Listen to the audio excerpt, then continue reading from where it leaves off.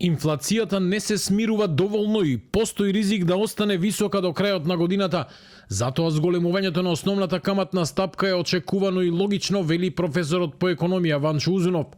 Според него, одлуката на Народна банка е показател дека ценовните притисоци натаму се присутни и дека економските состојби не се толку стабилни како што ги представуваат властите.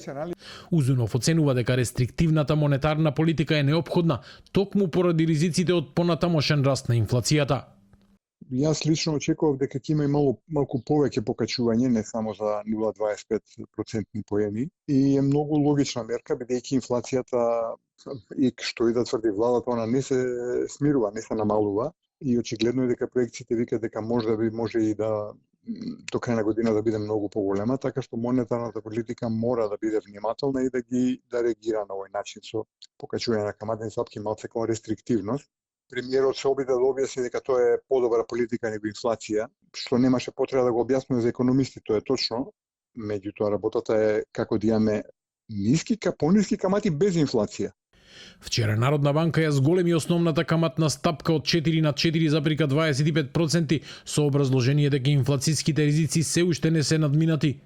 Одлуката значи поскапи пари во економијата и отвора можност за повисоки камати на кредитите за граѓаните и компаниите во периодот што следува.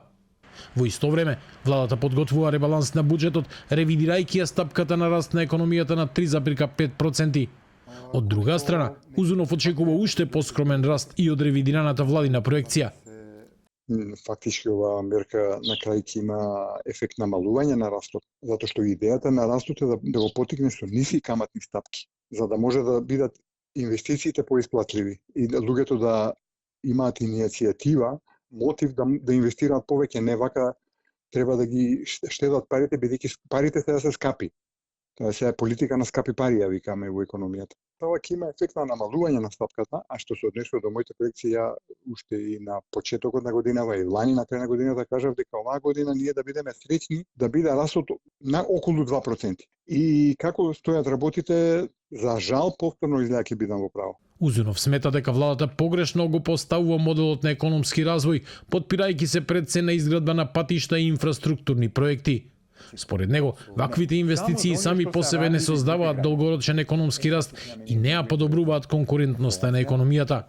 Наместо тоа, вели професорот, потребни се вложувања во нови технологии, иновации, продуктивност и енергетика, како и суштински реформи, за кои според него актуелната власт не покажува доволна подготвеност да ги спроведе.